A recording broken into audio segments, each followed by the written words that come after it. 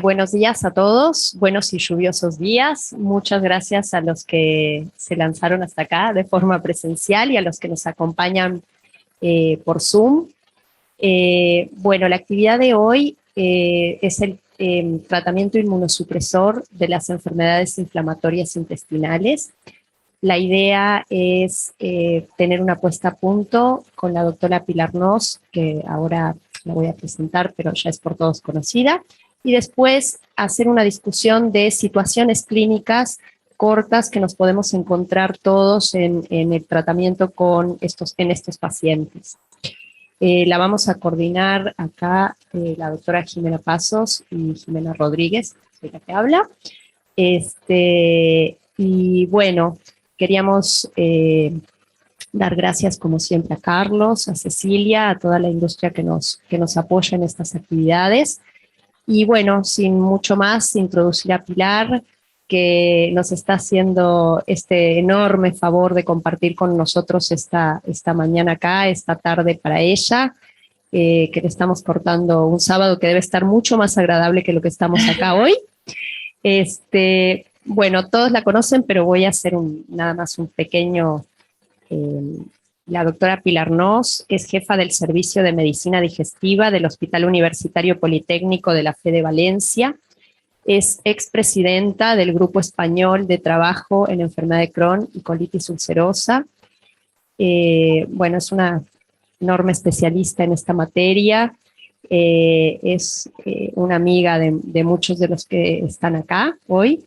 Y así que bueno, sin mucho más, paso con Pilar y bueno, y nuevamente agradecerte esta oportunidad.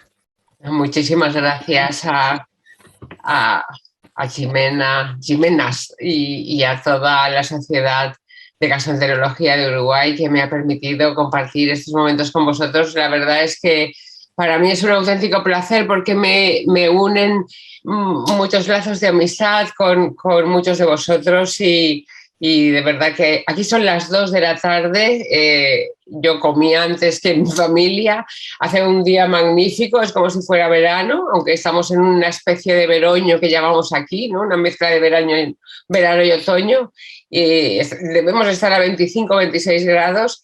Y bueno, yo me quedé con las ganas de estar en su país porque estaba invitada antes de que empezara la pandemia, estar en Punta del Este con todos vosotros, no pudo ser. Y entonces esto es algo que espero que sea una fase intermedia entre que de verdad me inviten a poderles dar un abrazo real.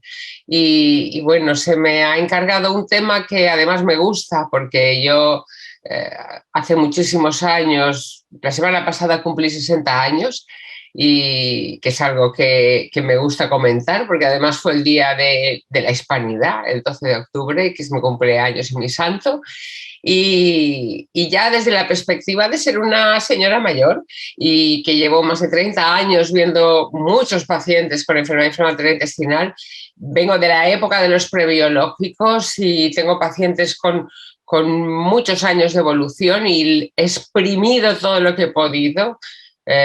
Los inmunosupresores clásicos, y cuando Ximena me comentó que este sería mi tema, la verdad es que me encantó. Entonces no querría hacerme pesada, de verdad, y si esto es más corto de lo posible, yo tengo la charla organizada para que cuando queramos paremos. Entonces sí que me gustaría que si alguien quiere comentar algo sobre la marcha, luego sí que hay una sesión de casos clínicos. Entonces, yo ya sé que ustedes conocen la evidencia que hay sobre inmunosupresores tiopurínicos, metotrexate, ciclosporina. Algunas cosas son recordatorios que simplemente es para que las tengan ahí en la charla que después le pasaré a la sociedad y que pueden tener todos ustedes a su disposición. Hay a lo mejor demasiada información, pero que la voy a pasar muy con mi visión personal y mi opinión, y si después en el debate puedo ser de ayuda para, bueno, para lo que consideren oportuno, yo encantada. Bueno, pues de eso se me ha pedido que hable, de la inmunosupresión quizá más clásica en la enfermedad inflamatoria intestinal. Bueno, yo creo que todos nosotros estamos viviendo, tanto en sus países, en el suyo y en los cercanos, como en Europa y en el nuestro, una auténtica explosión terapéutica en cuanto al arsenal que disponemos ahora para poder batallar con estos pacientes en ocasiones tan complejos, ¿no? Y bueno, si se fijan, desde los 50 hasta el año, bueno, quizá 2018, que fue la comercialización del TOFA, apenas pasó nada.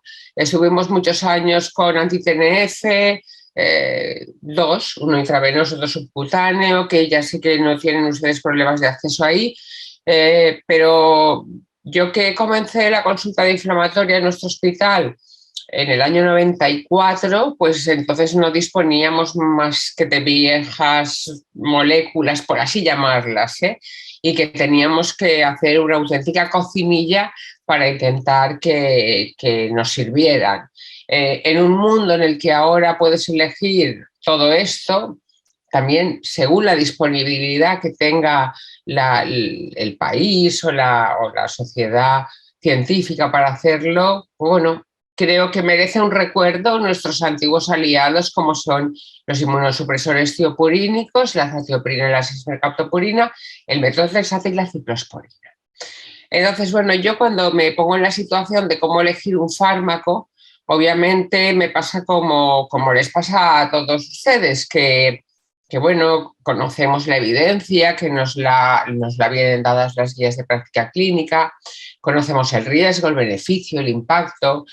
Siempre preguntamos a nuestros pacientes y les explicamos cómo puede funcionar aquello, qué toxicidad puede tener, pero hay una cosa también muy importante que es el tema de los recursos y los costes, y es la disponibilidad que tenemos en nuestro medio y la rapidez con la que podamos elegir todos estos fármacos que están ahora a nuestra disposición. Y permítanme que les comparta, sobre todo por si alguno de ustedes es aficionado a las redes sociales, la de Charlie Liz es una maravilla y bueno, tiene mucho de arte y yo creo que todos los que estamos en este mundo sabemos que es fundamental elegir el fármaco correcto en el paciente adecuado, en el tiempo adecuado y que esto es una cosa muy personalizada y que hoy por hoy, aunque estamos en la era de la medicina de la precisión, no hay nada definitivo que nos permita saber qué pacientes van a responder, qué pacientes van a tener una toxicidad, en fin. Pero bueno, era más por recomendarles su página de su Twitter y también su página de Instagram, porque hay realmente cosas interesantes allí.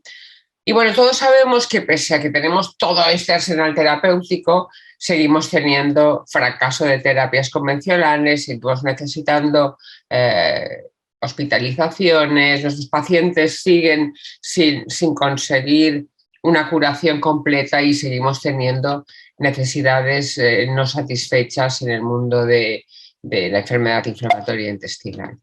Y por todo ello me he permitido, aunque son comparaciones indirectas con todos los riesgos que suponen estas comparaciones indirectas, y soy consciente de que no debería hacerlo así, no debería comparar el Accent con el Char, con el Gemini, porque no han utilizado los mismísimos criterios de inclusión y los exactos outcomes, pero bueno, en líneas generales los fármacos tienen una eficacia relativamente similar, quizá un poquito superior para los más recientes, pero no es clínicamente relevante y es un esquema de la remisión clínica en pacientes respondedores a la inducción. Es como tratamiento de mantenimiento. También es una diapositiva de apoyo en la que solo pretendo decir que todo este arsenal terapéutico es relativamente similar.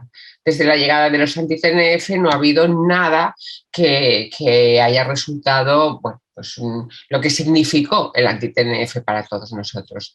Y esto es lo mismo, pero para colitis ulcerosa moderada, que como ven, el infliximab probablemente siga siendo la estrella en esta situación. Y esto viene a raíz de pensar en que, bueno, nosotros cuando vemos un paciente tenemos una priorización quizá más técnica de lo que queremos. Queremos que se normalicen los biomarcadores, queremos conseguir una remisión profunda, prolongada, ese concepto muy de marketing, de big remission o de preservación intestinal. Queremos una remisión histológica, molecular, pero eso probablemente no es lo mismo que quieren nuestros pacientes, que quieren no perder el trabajo, tener una buena situación familiar, social, y es algo que también tenemos que poner en la balanza, y lo digo antes de entrar en el mundo de el sacarle todo el jugo posible a los inmunosupresores clásicos. Y si ven esta diapositiva, que viene de una publicación de GTQ, es similar en todas las guías de práctica clínica. La situación de colitis ulcerosa córtico-dependiente podríamos irnos a muchas otras, pero quizá esta es la más clara, igual que el Crohn córtico-dependiente. Están en el mismo nivel los inmunosupresores clásicos, acidoprina, el combo, el bedo, el tofa, el uste, que en realidad, según factores individuales que yo creo que todos ustedes intuyen y que después comentaremos alguno, podemos seguir eligiendo un clásico inmunosupresor para esta situación. Y bueno, vamos a comentar algunas cosas sobre él, y cuando termine con este paro un momentito por si alguien quiere hacer una pregunta y no se les hace tan espesa la presentación.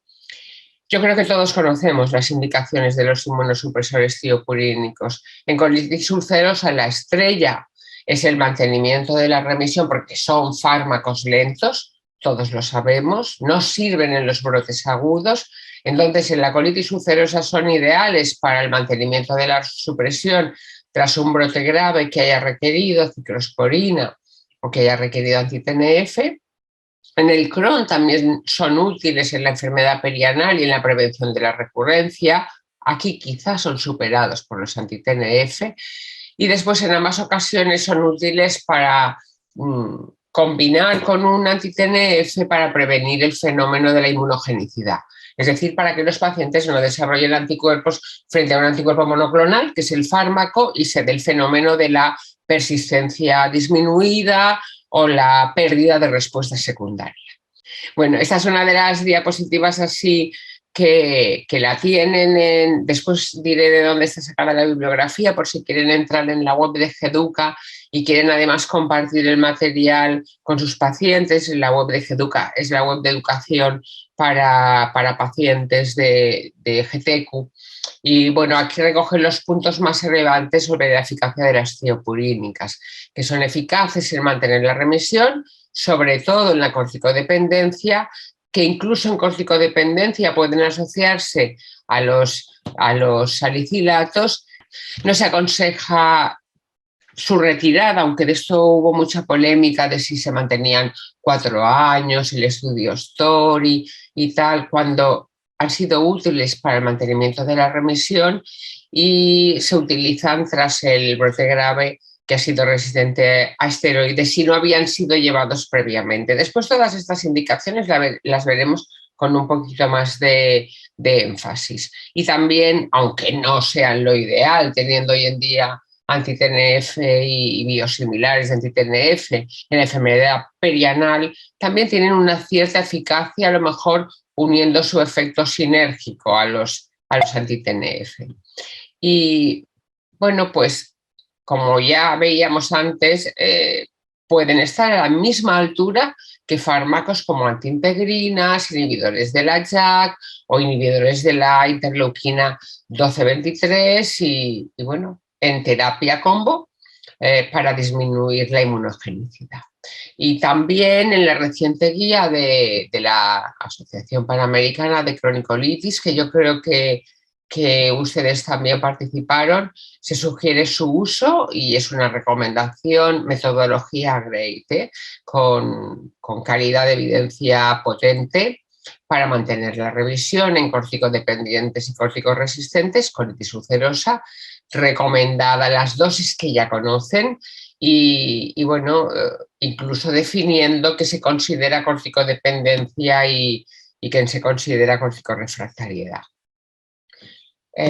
Creo que esto es todos lo conocemos, pero bueno, recordar que cuando se inician estos fármacos hay que revisar, cumplir el calendario vacunal, hay que dar un tratamiento antivírico, por ejemplo, si el paciente es un antígeno CELE positivo, 2 semanas antes y hasta 6 meses tras una eventual suspensión, que la determinación de la TPMT, que es la enzima que metaboliza estas sustancias, no es imprescindible, pero es cierto que puede aumentar la seguridad inicial y que la dosis adecuada para azatioprina es 2,5 miligramos kilo día peso, para 6 mercaptopurina es 1,5 miligramos kilo día peso, que se aconseja una toma única, que después veremos algunos inconvenientes de esto, y que se aconseja la dosis completa desde el inicio, que también son dos cosas que están en todas las guías de práctica clínica y con las que yo no estoy total y exactamente de acuerdo, y si queréis cuando acabe esta tanda lo comentamos un poquito más. Y bueno, ¿por qué medir la TPMT, la tiopurilmetiltransferasa? Pues bueno, no sé si se ve mi puntero, pero la azatioprina se convierte en 6-mercaptopurina por un mecanismo que no es enzimático dependiente, o sea que prácticamente para las reacciones dependientes de dosis es igual de la azatioprina que 6-mercaptopurina, no así para algunas idiosincráticas, y al final el metabolito activo es el 6-TGN, que se metaboliza inactivo por acción de esta enzima, la TPMT. Y estos, el 6-MMP, es el metabolito inactivo. Entonces, algunas guías recomiendan determinar los niveles de la enzima, de la tiopurilmetiltransferasa, para evitar la mielotoxicidad, que es uno de los problemas, digamos, relevantes, aunque poco frecuentes, de estos tratamientos. Entonces, bueno, nosotros en nuestro país la tenemos disponible, aunque lo cierto es que no la utilizamos demasiado, porque los pacientes que tienen una actividad baja solo son el 0,3%, que son los que están en riesgo de mielosupresión, e incluso aquellos pacientes con actividades intermedias o normales pueden desarrollar leucopenia, lo que no les evita realizar los controles de hemograma trimestrales o al inicio más frecuentes o durante el mantenimiento un poco más espaciados. Y por otro lado también está, que después podemos comentar si lo tienen disponible en su país, la monitorización de los niveles metabólicos de la 6-tioguanina y la 6-metilmercaptopurina, que si volvemos aquí, son estos dos de arriba, metabolitos inactivos, y bueno, nos pueden servir, aunque la verdad es que posiblemente hoy en día muy poco, pero para saber qué pacientes no son adherentes, no están cumpliendo el tratamiento, o qué pacientes pueden ser unos auténticos refractarios. Entonces les dejo la tabla del libro de enfermedad inflamatoria intestinal de Fernando Gobollón, fue el editor, lo conocerán todos, y a mi compañero Guillermo Bastida y a mí nos tocó revisar el tema de la utilidad de estos niveles. Y bueno, ya ven, y si se cogen el esquema anterior de cómo se metaboliza el fármaco, cuando ambos están bajos, es bien que el paciente no se toma el fármaco o bien que la dosis es insuficiente. Y cuando ambos están elevados es que puede haber una sobredosificación. Lo cierto es que son relativamente poco utilizados en práctica clínica, y también lo cierto es que la mayoría de las guías los dan como opcionales a la hora del seguimiento.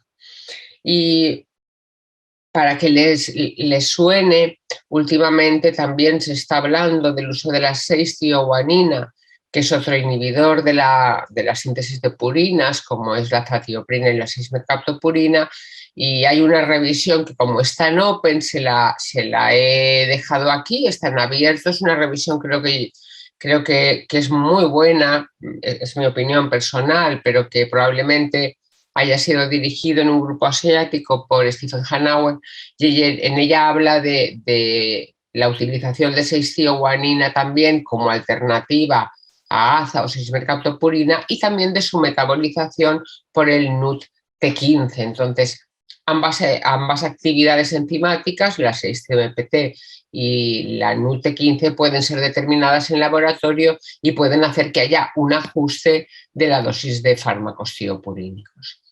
Bueno, ¿y qué controles clínicos y analíticos necesitan estos fármacos? Yo esto me da hasta un poco de vergüenza comentarlo porque seguro que todos lo saben.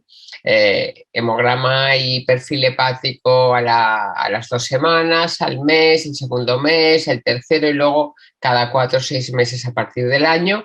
No hace falta milasa o lipasa porque pueden confundir. Hay veces que se elevan sin que haya clínica y no es motivo para retirar el fármaco. Y bueno, yo creo que todos conocen ya mucho sobre los efectos adversos, entonces es verdad que son mucho más frecuentes los primeros meses de la introducción. Entre ellos está la posibilidad de reacción pancreática, que al ser un efecto adverso idiosincrásico nos impide reintroducir el fármaco o reintroducir la 6-mercaptopurina, porque es un metabólito directo.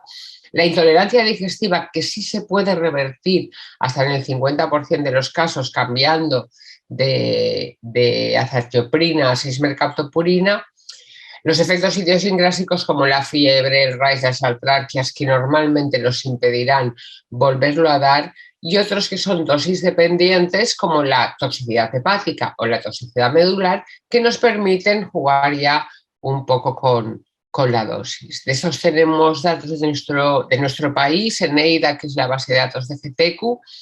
Sabemos que hasta un cuarto de los pacientes van a tener estos efectos adversos y sabemos que hasta el 17%, que no es desdeñable, va a suspenderlos por ellos, por esos efectos adversos. Y también sabemos que son más frecuentes en ancianos. Entonces, vale la pena manejar bien estos fármacos, por ejemplo, en las intolerancias digestivas, comenzar con dosis más bajas, hacer una toma nocturna para que esas náuseas ocurran por la noche, ir con escaladas muy espaciadas, y normalmente con eso se recuperan muchos pacientes que si vamos con dosis plenas de entrada pueden no tolerarlo. Y después tener muchísimo cuidado con tener al día el calendario vacunal, y esto lo veremos después. Y esta es una página que les recomiendo, que es la de Geduca Inflamatoria. He dejado el enlace aquí, yo lo tengo tapado por la barra de encima, pero bueno, poniendo Geduca Inflamatoria en cualquier buscador, aparece toda la información que GTQ tiene para pacientes para poderles explicar qué les puede pasar cuando toman estos fármacos, para poderlos hacer más adherentes, porque la adherencia es un problema importante y en ocasiones, consiguiendo que el paciente tenga mejor adherencia, podemos conseguir que la eficacia sea mayor. Y luego también una tabla que luego pongo en más grande sobre el riesgo de cáncer, que es uno de los caballos de batalla de estos fármacos. Bueno, con respecto a la hepatotoxicidad, decir que la presenta un 10% de los pacientes, que la mayoría de las veces es temporal, que solo precisan ir más despacio y hacer un ajuste de la dosis, y que solamente un 3% la suspenden por hepatotoxicidad. Nosotros hace años ya publicamos un estudio que fue la tesis de mi compañero Guillermo Bastida, que incluía casi 200 pacientes seguidos prospectivamente, y el único factor que vimos predictor de retirada fue el aumento de la gamma GT por encima de 4 veces el valor normal. La verdad es que nos sorprendió que, aunque había hepatotoxicidades relevantes en cuanto a GOT-GPT, si bajabas dosis, esperabas, muchas de ellas se podían recuperar. Entonces, bueno, ¿cómo podemos manejar estos efectos adversos? Ya les he comentado que la intolerancia digestiva, fraccionar las dosis, bajarlas, tomarlas por la noche, cambiar a 6-mercaptopurina. Si aparece una reacción idiosincrásica, un rash, eso sí que es motivo de suspensión. Si aparece una mielotoxicidad, disminuir la dosis. Desde luego, cuando ya es una mielotoxicidad relevante hay que suspenderlo.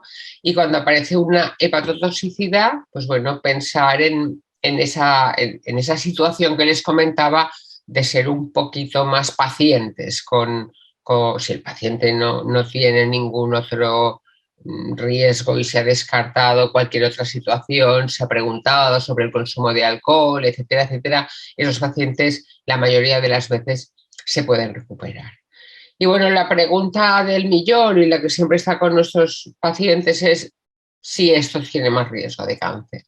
Entonces, bueno, yo no tengo clara la respuesta. Yo diría que sí, pero que es tan bajo como el que detalla la Corte CESAM, ¿no? Con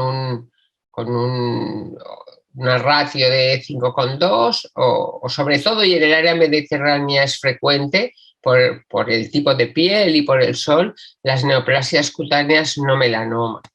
Entonces, bueno, la ECO y su guía del 2015, que es la última que tienen sobre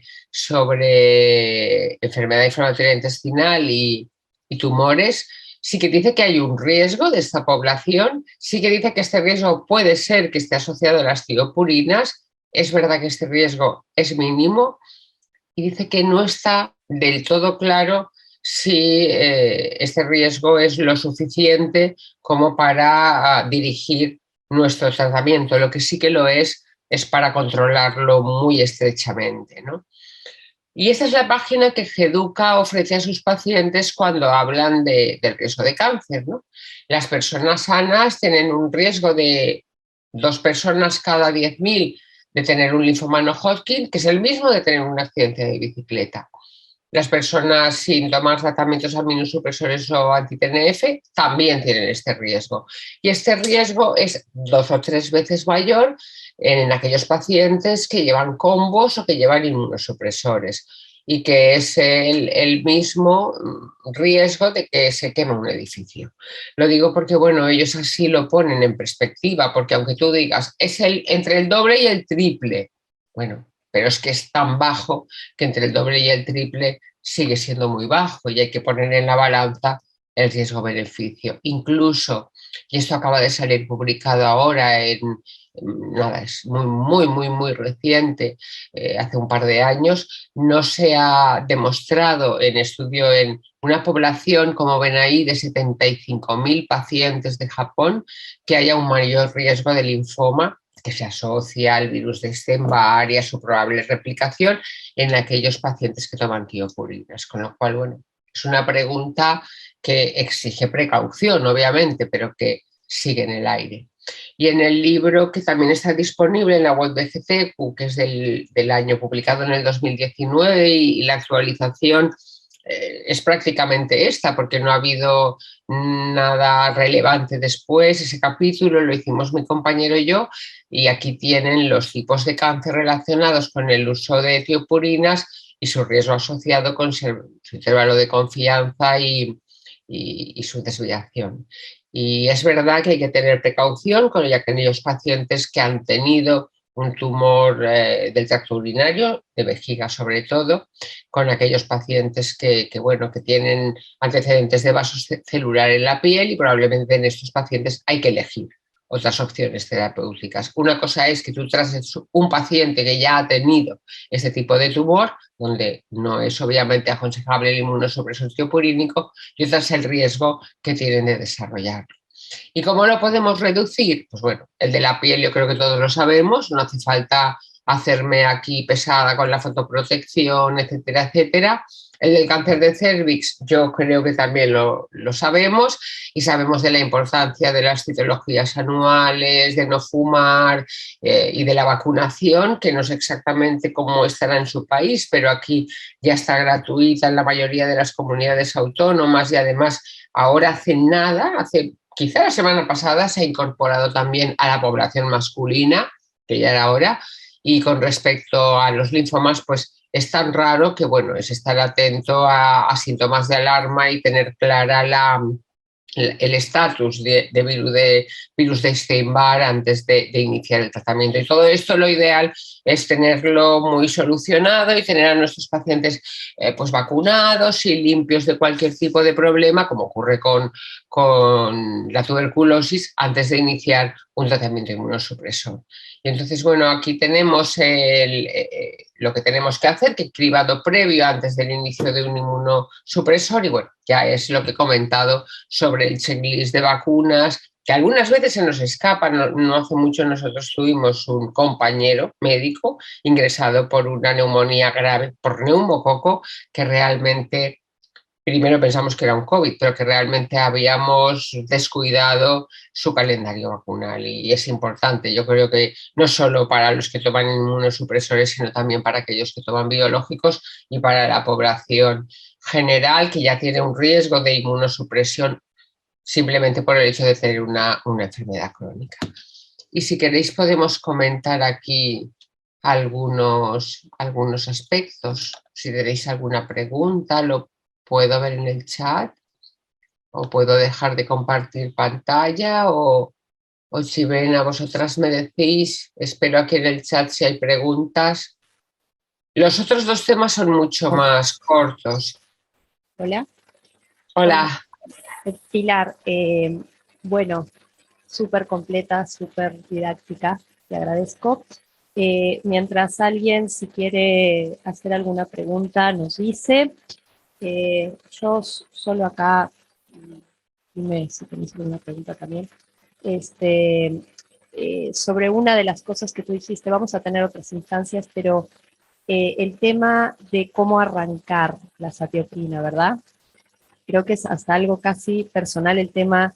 Las guías recomiendan arrancar con dosis completas, ¿no? A por lo menos 2 miligramos a 2,5 miligramos kilo, que no habría un sustento realmente bibliográfico para hacerlo con menos. Yo, por ejemplo, soy de las que empieza con poco y controla y sube, pero trabajamos a veces en conjunto y cada quien hace un poco lo que está acostumbrado a hacerlo, con lo que se siente cómodo, que en estas medicaciones no es poca cosa, sentirse cómodo y hacer sentir cómodo al paciente también con la medicación. ¿Cómo lo haces tú, Pilar? Mira, yo esto es algo con lo que en muchas ocasiones discuto con Eugeni, ¿no? Que es un partidario acérrimo de comenzar con dosis plenas. Yo he de confesar, y tengo muchísimos pacientes tratados, que después de mi experiencia con la toxicidad, sobre todo gastrointestinal, y después de la experiencia con la toxicidad medular, yo siempre empiezo con la mitad de la dosis. A las 2 semanas, porque no son situaciones en las que tú tengas una especial prisa. Suele ser una corticodependencia o lo vas a hacer junto con con un anti-TNF. Entonces, como no es una especial prisa, si lo asocio a un biológico, me viene bien esa semana 2, 0, 2, 6, y si no, pues bueno, en una disminución de corticoides, yo suelo empezar con la mitad de la dosis.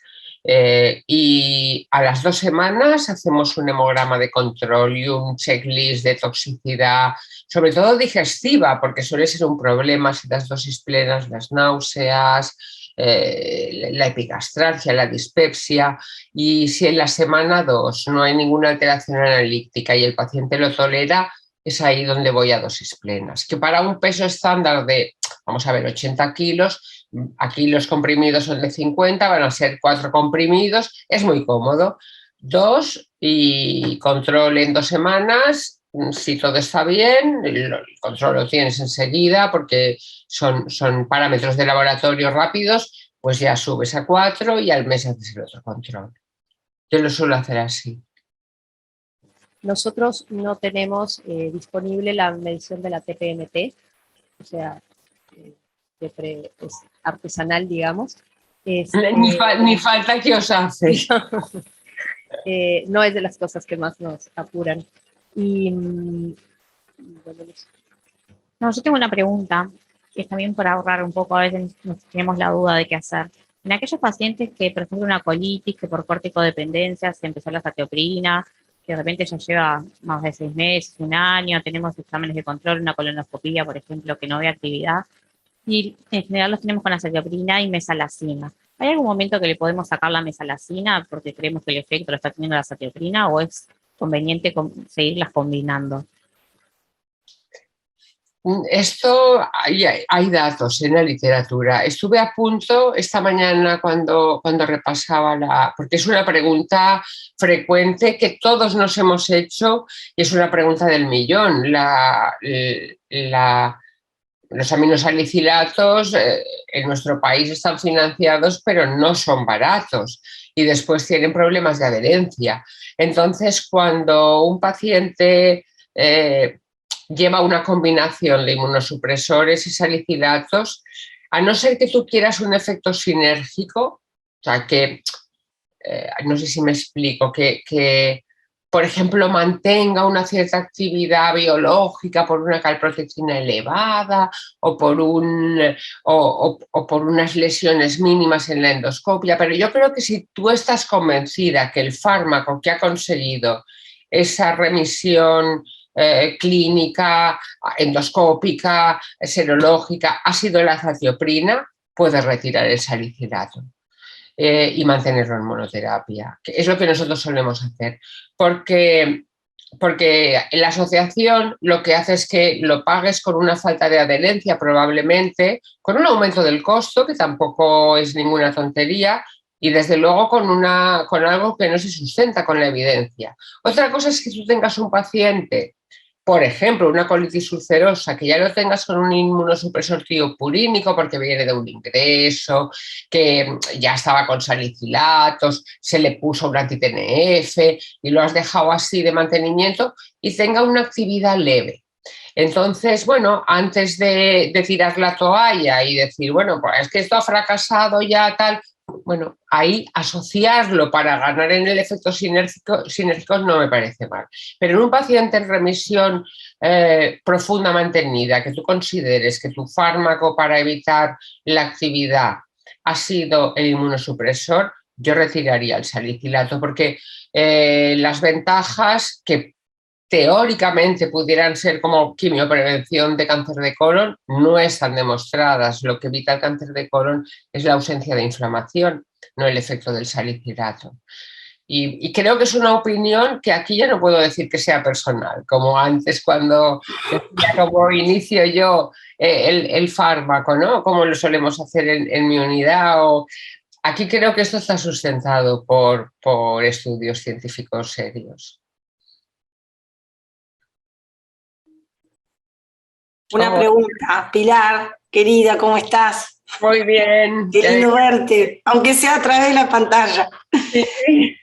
Pilar, una consulta, independientemente de lo que está pautado y de lo que sabemos todos de los estudios, quiero saber en tu experiencia personal, un paciente que está en remisión profunda, si a partir de cuándo, si le sacás la acetoprina, y en el paciente que está solo con acetoprina, ¿verdad? Como dijimos. Si le sacás la acetoprina, en algún momento, independientemente de lo que se ha discutido tantas veces, y si al sacarle la acetoprina, como ya previamente le habíamos sacado la mesalazina, si le volvés a reinstalar la mesalazina o lo dejas sin nada. Lo otro que me preocupa más es en las comboterapias. Yo estoy intentando empezar a sacar la acetoprina después de determinado plazo, en los que han logrado la remisión profunda. O por lo menos intentar que no sigan con la comboterapia. ¿Qué haces vos y a partir de cuánto tiempo en tu práctica? A ver, yo creo que después al final viene algo que tiene que ver con lo que estás comentando, Carla, querida. Mira, todos sabemos que es muy, muy, muy personal. Aquí en España hay dos expresiones que a mí me encantan, que una es el paciente que viene de un pedregal. No sé si ahí se usa, pero pueden imaginar lo que supone. Y la otra es el pata negra, que es el jamón de bellota de los cerdos criados solo en el campo. Con un paciente que ha venido de un pedregal o es un pata negra, yo no me planteo la retirada. A no ser que aparezca una comorbilidad relevante, que tenga con frecuencia vasocelulares en la piel, que ya se haya hecho mayor y, bueno, quizá ahí. Y después, ¿a qué tiempos? Bueno, pues yo diría que prolongados. O sea, lo que no me parece, bueno, eso sí que es muy personal, pero el story hablaba de 6 meses, luego se hablaba de 2 años. Hace tiempo, los estudios de hace muchos años hablaban de 4 años de azatioprina. Yo creo que te puedes confiar cuando un paciente lleva mucho tiempo y eso ya, no sé si son 6 años, 8, 10, pero todos tenemos pacientes que llevan tanto tiempo así. Entonces, en estos pacientes, si realmente tú tienes una remisión clara, Claro, ahí el problema es que si es una colitis ulcerosa tienes la vuelta al salicilato y eso lo hemos hecho muchas veces. Un paciente que ya llega a una edad, comienza con una verrucosis, con herpes labiales, con infecciones urinarias, la época esta del COVID que encima lo ha mareado todo más. Entonces en estos que están en remisión y que llevan 2 años, 4 y son colitis ulcerosas, puedes volver al salicilato. Pero claro, como sea un Crohn y no sea de colon, donde te podrías plantear volver al salicilato, lo puedes dejar en caída libre si está en monoterapia y ahí ya te lo piensas mucho más. No sé si he contestado aparte de la pregunta. Y luego el combo con los anti-TNF, que es el habitual. Aquí sí que nosotros, como la inmunogenicidad es un fenómeno que ocurre sobre todo en los primeros 6 meses, 1 año, a partir, yo creo que del año, en eso sí que solemos ser más generosos, a veces incluso 2, si viene una perianal agresiva o es un joven con una yejunoileitis extensa, nos planteamos dejarlo en monoterapia. Y claro, aquí tenemos la ventaja de que disponemos de niveles. Siempre ocurre que cuando lo dejas en monoterapia tiende a caer un poco el nivel y lo puedes reintroducir. Pero bueno, en 1 año seguro que están en combo, casi seguro, a no ser que haya alguna toxicidad o algo así. Gracias. Bueno, si les parece, seguimos y hay muchas preguntas que probablemente surjan después también de las situaciones clínicas y seguiremos discutiendo.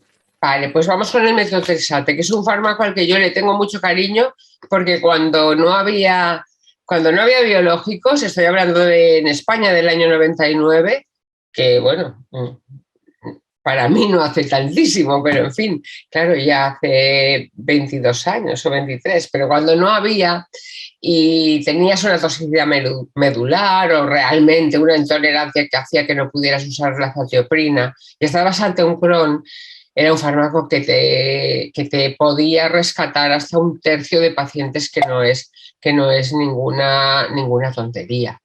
Entonces, bueno, no tienen indicación en la colitis ulcerosa. Yo creo que con esto ya hay evidencia suficiente y ya está todo dicho. No digo yo que anecdóticamente se pueda ensayar, pero no lo veo adecuado. Y en el Crohn sobre todo lo tienen el mantenimiento de la remisión en enfermedad córtico-dependiente, es la misma que tiene la azatioprina para aquellos pacientes que no la han tolerado y luego combinado con anti-TNF para prevenir la inmunogenicidad. Y aquí si queréis en la discusión, pues podemos hablar de la posibilidad de administrarlo oral, que no es mala opción por comodidad, ¿no? Porque el paciente no esté con 2 fármacos subcutáneos, intravenosos o los 2 subcutáneos. Y bueno, aquí cuando no se ha tolerado la azatioprina se ha sugerido que podría tener algún papel para prevenir la pérdida de respuesta al añadir un anti-TNF. Es verdad que es un fármaco que siempre nos da un poquito de miedo y que quizá los que somos más mayores, como no hemos tenido más remedio que utilizarlo, pues le tenemos menos miedo, porque si seguimos, como decíamos antes, con un buen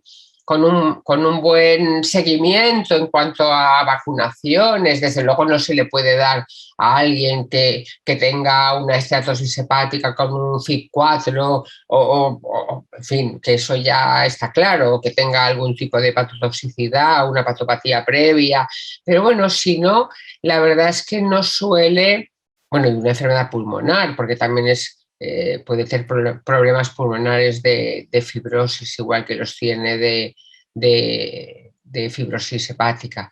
Entonces, bueno, lo que se suele hacer es lo mismo en el primer mes, segundo, tercero, sobre todo estar al tanto del perfil hepático. Hay escuelas que dicen que cada 2 años se debería hacer una elastografía para ver si hay algún daño hepático acumulado.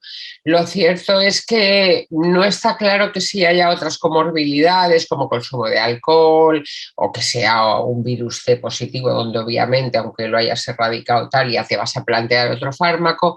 Pero bueno, a partir de ahí sí que es cierto que teniendo tu placa basal, teniendo Normalmente yo cuando indico metotrexato sí suelo hacer una ecografía que en nuestro hospital incluye una elastografía y entonces, bueno, es tan frecuente hoy en día la esteatosis que por lo menos la cuantifico antes de empezar con metotrexate. La inducción es con 25 miligramos semanales subcutáneos que se pueden dar alrededor de 16 semanas y el mantenimiento con 10. Y se debe dar suplementos con ácido fólico, que esto es curioso, pero sobre todo es para que no tengan tanta toxicidad digestiva. Y esto no se sabe muy bien cuál es el motivo, pero es así. ¿Y qué efectos adversos puede tener? Bueno, es verdad que uno es ese, la intolerancia digestiva, que a veces dan muchas náuseas. Lo mismo, hay que aguantar ahí un poquito el tipo, se puede llegar a dar antieméticos. El hecho de dar ácido fólico semanal el día después, les digo yo, esto es como la pastilla del día después. Usted se pincha el martes, pues el miércoles se toma el comprimido de ácido fólico. La neumonitis, que es poco frecuente y además es reversible con la suspensión, es más frecuente si se asocia a corticoides. La hepatotoxicidad, que es donde hay que tener más cuidado, sobre todo si hay una comorbilidad, y aquí ven que está contraindicado en obesos, en diabéticos, etcétera. Y desde luego mucho cuidado porque es teratogénico y lo es en línea germinal. O sea que lo es tanto para varones como para mujeres. Que ese es el problema, que si no informamos, y yo recuerdo hace años que tuve el caso de un chaval muy joven que no se me ocurrió que pudiera querer ser padre y sí que estaba con metotrexate y podía tener teratogenicidad el feto, y de hecho le ofrecieron el aborto terapéutico, aunque no lo consideraron y no hubo ningún problema, pero sí es teratógeno y hay que suspenderlo además entre 3 y 6 meses antes de la concepción. Pues bueno, con respecto a estos dos fármacos, y antes de entrar en la ciclosporina, yo creo que la parte de los inmunosupresores tiopurínicos ya la hemos dejado ahí más o menos clara en la discusión. Y si quieren ahora podemos discutir alguna cosa sobre el metotrexate y también qué posibilidades tienen en su país de utilizarlo, porque en España la verdad es que hemos tenido con esto un problema porque la enfermería, los sindicatos de enfermería lo consideraron un citostático y entonces consideraron que no podía ser manipulado sin protección y exclusivamente se administra en los centros de salud, lo cual, como es semanal, es un problema de acceso para los pacientes y es menos utilizado de lo que probablemente podría serlo por un problema casi administrativo. Y yo lo uso en ocasiones oral, sobre todo para prevenir inmunogenicidades o sobre todo cuando tienen enfermedades reumatológicas asociadas. Ahí suele ser la fundamental indicación, o dermatológicas, porque para España, o bueno, por lo menos para la comunidad autónoma donde yo vivo, no se puede administrar en domicilio. Y eso ya es algo que tiene que ver con la idiosincrasia de cada lugar. Pues no sé si quieren que aquí paremos un momentito, que luego viene la ciclosporina, que es cortita. Miro Pilar, el chat. Sí. Pilar, si te parece, seguimos con la ciclosporina. Vale. ¿Ha surgido Sí, alguna pregunta y la hacemos al final? De acuerdo. Pues ahí viene ya la ciclosporina, que es muy poco. Yo creo que la conocen, es un inmunosupresor que inhibe la calcineurina, por lo tanto la interleuquina 2 y todo lo que conlleva la cascada inflamatoria de esa vía. Es rápida, es eficaz, se ha usado para el rechazo de trasplantes. Nosotros teníamos la suerte de que desde el año 90 tenemos el programa de trasplantes en el hospital y estábamos familiarizados con ella. He de decir que yo soy una fan de la ciclosporina en el brote grave corticoresistente de colitis ulcerosa, que es donde tiene la indicación, y que el problema cuando no puedes tener niveles es ajustarla, y desde luego es un fármaco que no es tan seguro como los anti-TNF o como los nuevos biológicos. Aquí tienen el esquema de lo que ocurre. La indicación es esa: brote grave resistente a corticoides.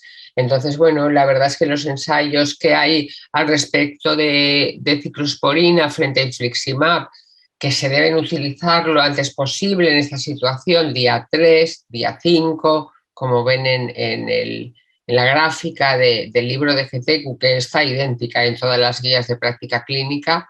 Los resultados, la verdad es que son muy buenos y es nuestro último paciente yo creo que fue en septiembre, principios de septiembre se inició el tratamiento. No, un poquito antes, fue al volver de vacaciones mitad de agosto y hace nada tuvo la colonoscopia de control, no había llegado a los 3 meses, fue un brote grave, una chica joven, fracaso a corticoides, fracaso anti-TNF. Nosotros solemos comenzar con la ciclosporina oral, las nuevas formulaciones, el Neosandimun, porque solo ahí esa lo puedo decir, se absorbe muy bien. Si el paciente tolera la vía oral, es un problemón la vía intravenosa porque tiene que ser un frasco de cristal, enfermería no lo ve nunca claro. Entonces, bueno, tienes niveles séricos, pues los tienes enseguida y ya está, tienes que llegar a 300 más o menos de niveles séricos. Comenzamos con 8 miligramos oral, kilo de peso, y cuando lo tenemos en rango, que suele ser enseguida, al día siguiente o al otro, ya lo ajustamos a la dosis. Y bueno, la verdad es que tenemos una experiencia muy buena con la ciclosporina. Y bueno, en cualquier guía de práctica clínica, dependiendo de si el paciente, porque claro, puede producir hipertensión arterial, puede producir insuficiencia renal, dependiendo de los factores individuales, pero en gente joven yo creo que es una opción buena para el brote grave o moderado grave resistente a corticoides y sobre todo como rescate rápido al anti-TNF. Creo que es una opción buena si se dispone de una facilidad de uso, que bueno, también se puede monitorizar con la función renal, tampoco son imprescindibles los niveles, pero claro, cuando los tienes te sientes mucho más cómodo. Y este es el estudio que la Hari publicó ya hace 10 años en el Lancet, en el que se vio que realmente la supervivencia libre de colectomía a los 3 meses es idéntica que para el infliximab. Y bueno, el metaanálisis que hizo Narula en el 2016, si quitamos aquellos estudios que no eran randomizados, que son los de la parte inferior de la gráfica, y nos quedamos con los estudios randomizados, la eficacia era la misma. Y la conclusión final es que ambas medicaciones de rescate a corticoides son similares y con una morbimortalidad similar. Y bueno, cuando decidimos qué hacemos en un brote grave, yo imagino que no tendrán problema para utilizar infliximab incluso en pausa acelerada. Bueno, quizá ahí ya es más como segunda línea, pero bueno, en realidad sí que es cierto que preferiblemente no se usa la ciclosporina si no se tiene experiencia, si hay copomorbilidad, si hay hipomagnesemia porque se relaciona con convulsiones cerebrales o si viene de un fracaso a tiopurinas, porque tú no la puedes dejar de mantenimiento, la puedes dejar 1 mes, 2, como mucho 3, pero después tienes que aguantar al paciente con algo y si viene de un fracaso a tiopurinas va a ser con un anti-TNF, con lo que es mejor iniciar un infliximab. Pero bueno, puede ser adecuada, por ejemplo, pues en antecedentes de insuficiencia cardíaca, que a veces nos está pasando con pacientes mayores o con pacientes que tengan enfermedades desmielinizantes. Tenemos algún paciente con esclerosis múltiple. Y bueno, en esos pacientes no hay que descartar que la ciclosporina pueda ser útil para rescatarlos de un brote grave. Y bueno, también para los que sean muy tuiteros o muy aficionados a las redes sociales, que sepan que existe una página que es la Monday Night IBD. El lunes cuelgan una situación clínica, una de ellas fue la SUC, el brote grave de colitis ulcerosa, y la verdad es que las discusiones y los enlaces a los artículos que los participantes presentan son muy enriquecedores. Se lo dejo para que tengan el hashtag y el enlace por si quieren participar en alguna de las discusiones del Monday Night. Y bueno, aquí como ven está a la altura de los check-in. Y aquí podría acabar esta charla, gracias. Luego hay algunas cosas más de qué hacer en situaciones concretas, pero si no da tiempo para esta discusión, pues lo dejaré aquí y solamente me permitiréis dos diapositivas al final. Lo siguiente que viene puede ser cómo elijo yo el tratamiento. Bueno, yo creo que todo esto ya lo hemos comentado.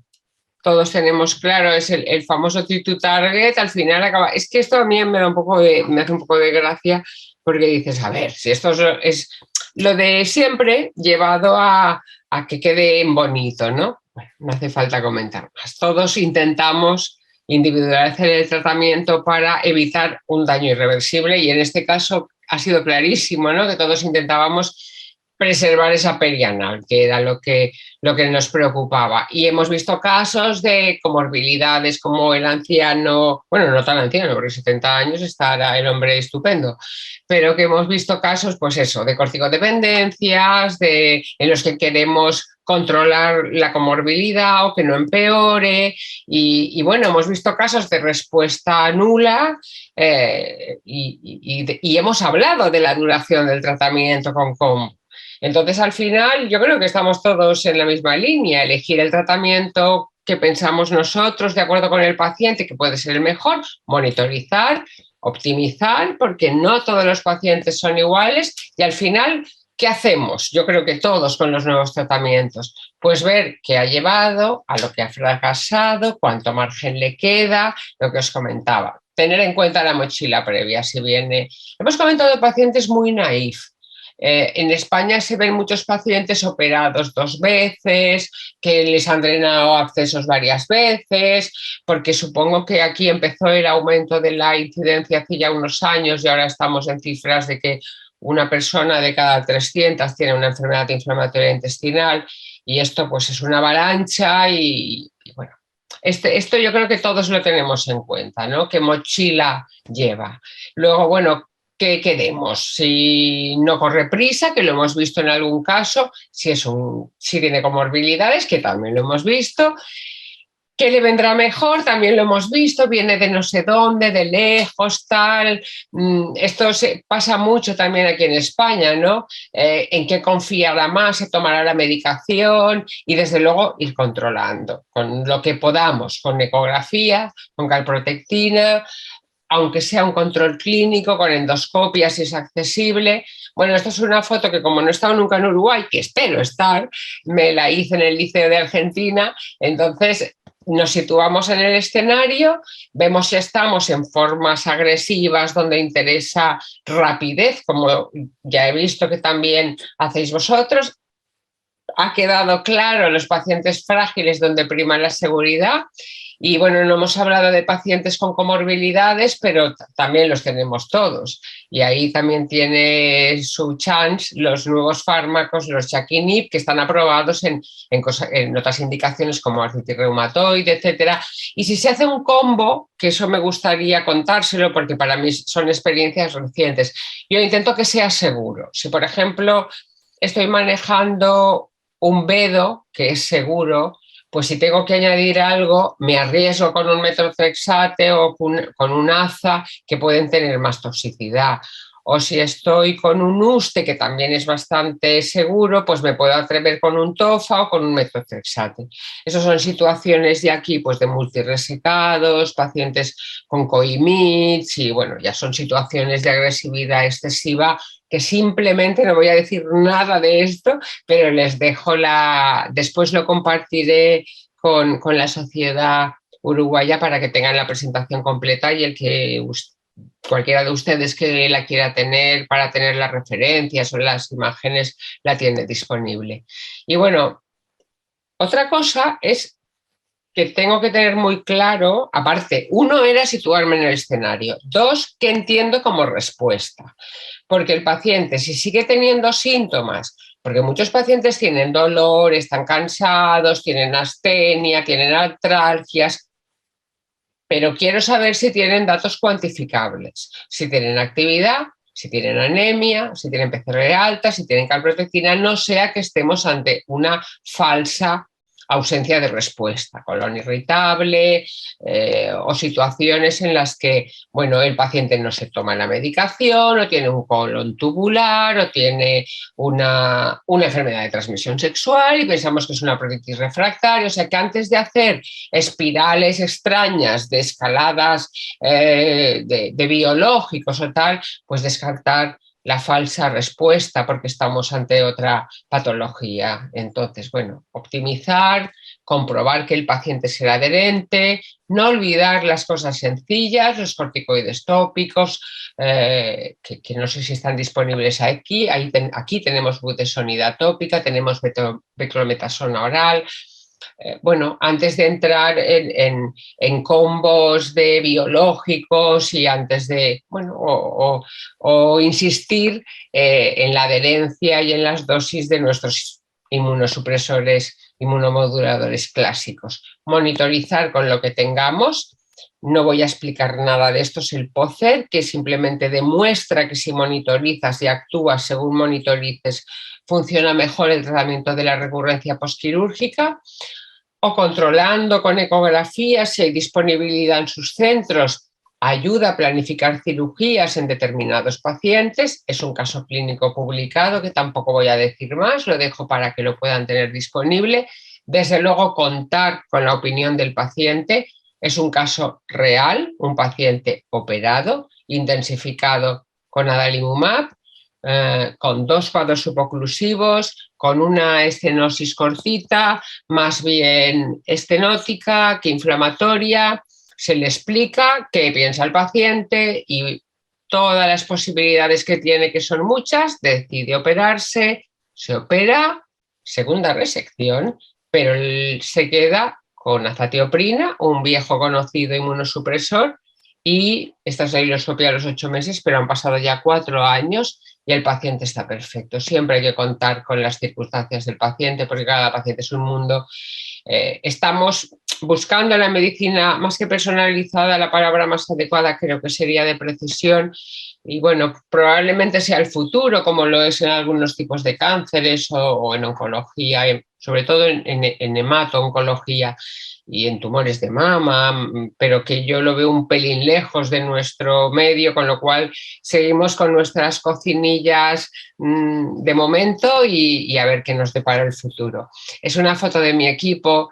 Bueno, de mi equipo no, del equipo del hospital, porque hay cirujanos, hay radiólogos, sobre todo hay pacientes. Es un focus group que hicimos con pacientes para que nos contaran sus experiencias, sus vivencias, y está el equipo de enfermería también y la dirección del hospital.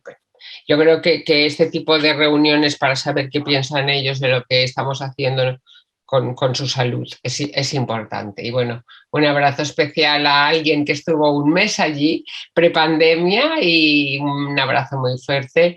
De verdad, Carla, que tengo muchas ganas de verte a ti y a todos los compañeros de Uruguay, y que vamos a colgar esto en la web de nuestro hospital para reforzar los lazos entre su sociedad y la nuestra, y entre sus hospitales y el Hospital La Fe, donde los esperamos encantados si deseáis venir. Muchas gracias por todo. Bueno, muchísimas gracias. En primer lugar, a Pilar, por tu tiempo, por esa excelente conferencia que nos diste, por la calidez que tenés para con los colegas uruguayos. Te he conocido personalmente y la verdad que te agradezco porque siempre te haces un lugar para responder preguntas y todas las dudas que tenemos los que estamos arrancando en esto de la enfermedad inflamatoria que nos apasiona. Muchísimas gracias por compartir esta tarde valenciana. Muchas gracias a los que asistieron, muchas gracias a los que estuvieron en el Zoom. Y bueno, la verdad que muy linda toda la actividad. Así que bueno, la vamos cerrando por aquí porque ya es hora. Y bueno, los esperamos en las siguientes actividades. Les mando saludos para todos. Hasta pronto.